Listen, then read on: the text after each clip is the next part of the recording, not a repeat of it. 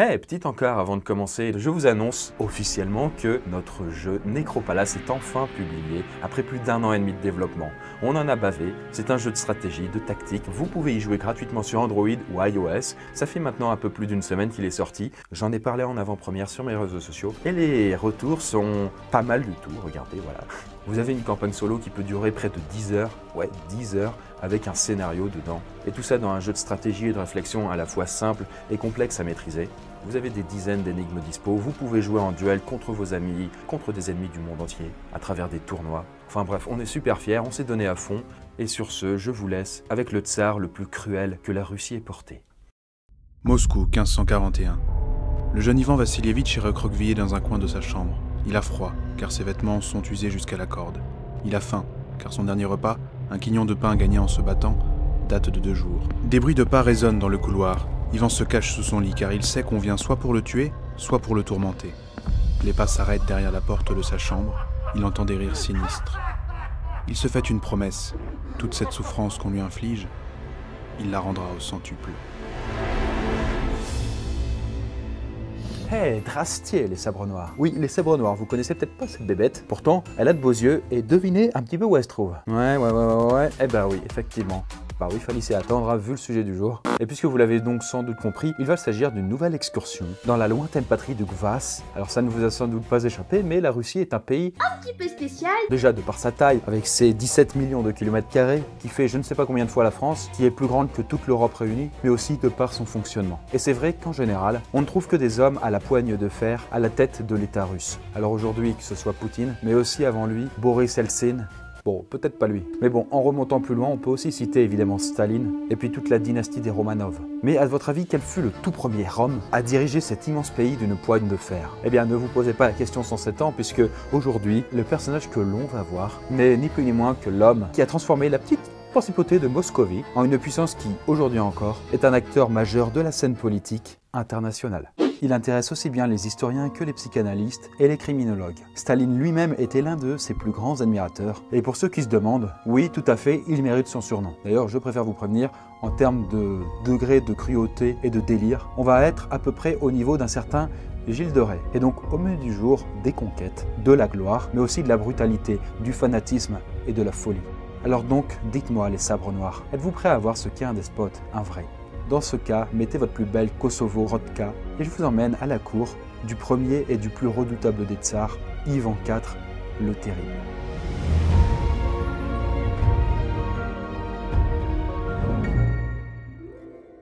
Quand à 17 ans, Ivan accède au trône, on peut dire qu'il a du pain sur la planche. Puisque à l'époque, clairement, c'est un sacré bordel. Et pour vous la faire courte, Ivan est entouré de nobles qu'on appelle les boyards. Et ces boyards ont souvent tendance à faire ce qu'ils veulent. Et ça, Ivan, très rapidement, il ne le supporte pas. D'ailleurs, vous le verrez assez vite, Ivan ne supporte pas grand-chose. Et donc, pour asseoir son pouvoir et montrer qu'il en a, le tsar décide de commencer son règne en frappant fort. Il conquiert la ville de Kazan, capitale des Tatars. Un peuple de cavaliers qui, depuis des décennies, multipliait les incursions sur le territoire russe. Et très jeune, il épouse Anastasia Romanovna, une noble avec qui il aura plusieurs enfants.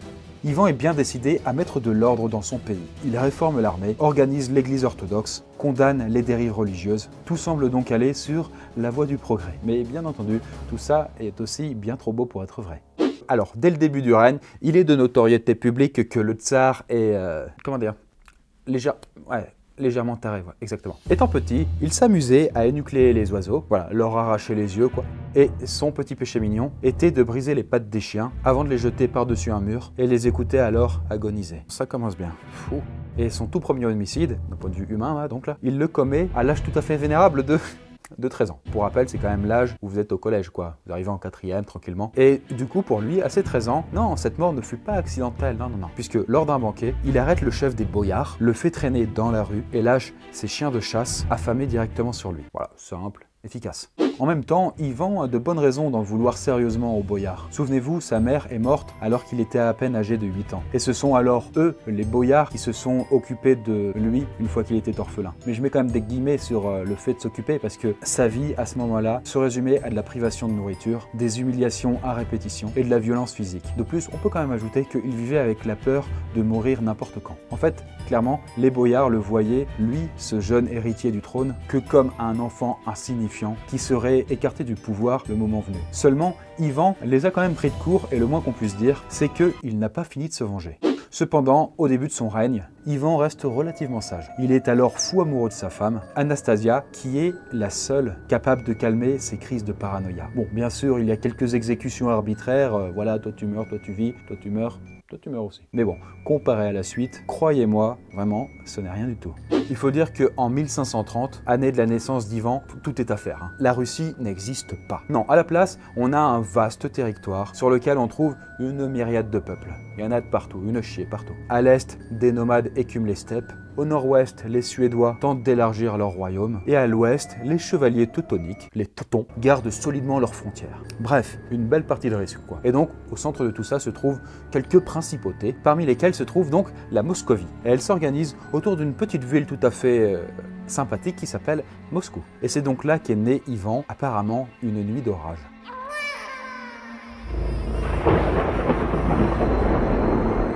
D'ailleurs, son surnom pourrait directement venir de cette nuit-là, puisque en russe, le surnom d'Ivan est Grozny, un mot qui signifie terrible au sens redoutable, craint quoi. Comme le tonnerre qui accompagna sa venue au monde.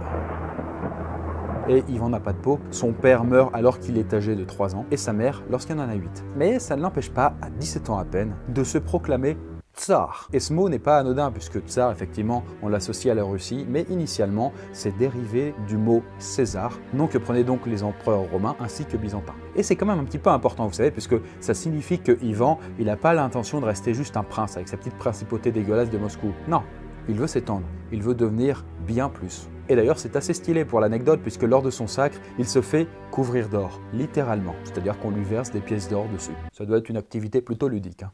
Malheureusement, la tsarine tombe gravement malade. Elle agonise alors pendant plus d'1 an et finit par mourir à l'âge de 32 ans. Ivan est effondré. Il est persuadé qu'elle a été empoisonnée. Mais il ne fait exécuter personne, parce que rien ne permet de prouver ses soupçons. Cela dit, pour l'anecdote, on le sait aujourd'hui, bien des siècles plus tard, des chercheurs ont bien trouvé des traces de poison dans les os de la tsarine. Et donc, Ivan se remariera 7 fois, mais dans le meilleur des cas, les unions finiront par se solder en divorce. Avec Anastasia, c'est le seul rempart entre lui et la folie qui disparaît.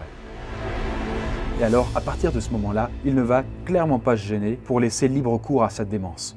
En parallèle, Ivan continue de régner. Il parvient à obtenir des terres sur la mer Baltique. Autrement dit, il s'ouvre des portes pour le commerce et les relations diplomatiques avec l'Europe. Mais vous savez, là-dedans, la Pologne, la Lituanie, la Suède et l'ordre des chevaliers teutoniques ne voient pas ça d'un bon œil et forment donc une coalition pour chasser les Russes de leur région. Pas déconner les mecs, hein, vous venez pas nous faire chier ici. Et Ivan, là-dessus, charge un certain Andrei Kourbsky, son meilleur général, et en même temps l'un de ses plus anciens amis, de mener donc le combat. Et au même moment, les Tatars attaquent Moscou. Ils sont repoussés de justesse par le prince Mikhaïl Morotinsky. Et d'ailleurs, pour la petite histoire, Ivan s'attribua les mérites de sa victoire, assassina la famille du prince et le fit rôtir de son côté sur un poteau entre 2 brasiers.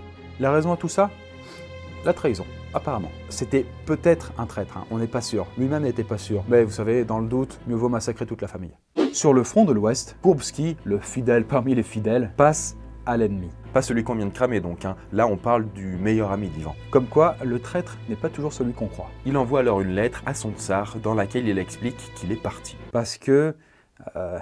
il le trouvait beaucoup trop taré. Voilà, très clairement quoi. Et je vous laisse à ce moment-là imaginer la colère noire qu'a eu Ivan. Mieux ne valait pas être dans le coin. Surtout que à ce moment-là, il avait pris un petit peu l'habitude de se balader avec un bâton, avec un grand bâton même, garni d'un pommeau de fer et d'une pique à l'extrémité. Alors pourquoi ? Eh bien pour pouvoir se passer les nerfs plus facilement. Voilà, vous avez tout à fait compris, hein, voilà, qu'est-ce qu'il en faisait. Donc à ce moment-là, Ivan a mis clairement les 2 pieds dans la folie. Et plus personne ne peut l'en sortir. De nombreuses histoires circulent sur le tsar. Beaucoup parlent de torture et de mise à mort, qu'il prenait soin de superviser. Eh bien laissez-moi vous dire, oui, c'est vrai.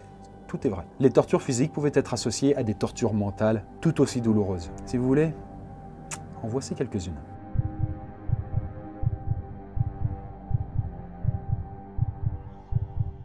Mais alors, par où commencer? Les viols à mort, le passage de l'eau bouillante à l'eau glacée pour littéralement détacher la peau des victimes, l'écrasement lent par des meules, des familles entières hachées en morceaux, au sens propre, des hommes empalés pendant qu'on viole leur mère sous leurs yeux. Alors certes, oui, il a fait tout cela, même pas qu'un peu, hein. Mais non, on va pas entrer dans ces détails-là pour cette fois-ci. Je vais plutôt vous raconter une autre histoire, celle d'un malheureux archevêque de Novgorod. Puisque un jour, Ivan décide que la ville de Novgorod est potentiellement capable de le trahir. Alors bien sûr, là-dessus, ces soupçons ne sont pas vraiment fondés. Voilà, c'est un peu du vent, quoi. Pourtant, il décide d'assiéger la ville et de massacrer tous ses habitants en les jetant dans le fleuve partiellement gelé et en les faisant tirer depuis la berge par des traîneaux. Mais l'archevêque, lui, a un traitement bien plus spécial. On le déshabille et on fait venir alors une peau d'ours. Cette peau est alors cousue à même son corps. Déjà, c'est un peu bizarre, ouais, effectivement. Mais le supplice ne va pas s'arrêter là, puisque lorsque la peau fut entièrement cousue sur l'archevêque, Ivan décida de lâcher ses chiens affamés directement sur lui, qui le dévorèrent alors vivant. Et pour rester dans le thème des ours, Ivan fit un jour enfermer un groupe de moines dans un enclos. Et il leur laissa juste un pieu et un chapelet pour tout le groupe, je précise. Et ensuite, il fit entrer dans cet enclos des ours sauvages qui, sans surprise, taillèrent tous les moines en pièces.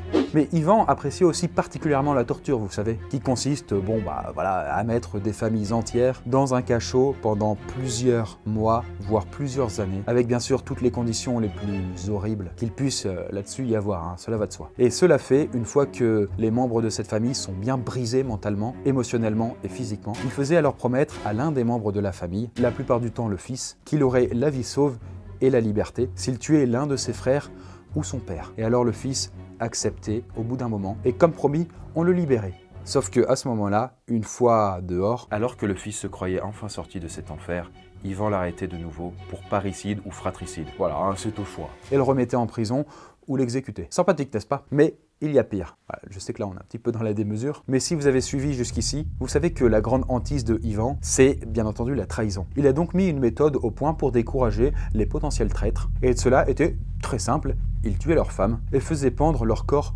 devant la maison. Les maris, alors soupçonnés de traîtrise potentielle, devaient passer quotidiennement devant la dépouille sans rien dire. Voilà. Quelque chose de particulièrement vicieux donc. Mais ce procédé avait aussi quelques inconvénients, hein. Celui d'attirer les loups ou les chiens affamés qui se trimballaient alors en ville avec des bouts de viande humaine. Et bien sûr, si on peut conclure toute cette petite cascade d'horreur, le tsar assistait très près à ces séances de torture, voire même parfois y participait. Et il mettait un point d'honneur à ne pas perdre une miette de la souffrance de ses victimes. Vous l'aurez donc compris, hein, Ivan était aussi fou que cruel. Et c'est sa dernière crise, la plus violente de toutes, qui le fera revenir sur le chemin de la raison. Mais le prix qu'il payera sera alors effroyable. La scène se passe dans le palais du tsar. Ivan se promène dans les couloirs et rencontre sa belle-fille, alors enceinte. À ce moment-là, comme il trouve qu'elle n'est pas bien habillée, il la réprimande et puis très rapidement, il se met à la frapper. Il cogne, il cogne, il cogne, de plus en plus violemment, à tel point qu'elle s'effondre et finit par perdre le bébé. Le tsarevitch, le fils du tsar, l'héritier du trône, tente de venir en secours à sa femme en repoussant son père, mais il arrive trop tard. Ce dernier, plus fort, frappe son fils avec son sceptre. Un des coups atteint le tsarevitch en pleine tête et il tombe à son tour par terre. Et c'est alors en voyant son enfant par terre, en train de se vider de son sang, qu'Ivan réalise qu'il vient de commettre l'irréparable. Il a tué en effet son propre fils. Cet accès inouï de violence abat littéralement Ivan, qui passe les 3 années qui lui restent à vivre dans un profond désarroi, avant de mourir dans des circonstances assez floues à l'âge de 54 ans. Et voilà la poiscaille, cette vidéo touche à sa fin. Ivan le Terrible est un personnage haut en couleur, plein de contrastes et de contradictions. Son règne a marqué au fer rouge les Russes, parce que même s'il est bien cruel, avec un très haut level là-dedans d'ailleurs, c'est indéniablement lui qui a jeté les bases de la Russie actuelle. Et si ses victimes se comptent par dizaines de milliers, il a aussi fait un certain nombre de réformes qui ont permis de structurer un État solide et uni encore aujourd'hui. Mais on peut se demander, après qu'Ivan soit mort et qu'il ait fondé la Russie, qu'est-ce qui se passa? Eh bien, pour vous en donner un petit avant-goût, et c'est un autre des fils d'Ivan, un certain Fédor, qui lui succédera. Mais ce dernier, handicapé mental, deviendra la marionnette des boyards, ouvrant alors la porte sur un siècle de désordre et de troubles. Un seul homme là-dedans sera assez puissant pour y mettre un terme. Il a 24 ans à ce moment-là, mesure plus de 2 mètres et s'appelle Piotr Romanov. Et l'histoire a choisi de le retenir sous le nom de Pierre le Grand. Mais ça, la poiscaille, c'est encore une autre histoire. Voilà, j'espère que ce personnage vous aura intéressé. Et si vous installez Necropalace et que vous y jouez, vous pourrez peut-être reconnaître certains traits d'Argent, l'un des personnages principaux, dans la personnalité d'Ivan. C'est un sultan déchu qui avait une morale assez variable. Sur ce, qu'on se retrouve dans les dédales sombres du Necropalace ou dans une prochaine vidéo, eh bien, ciao!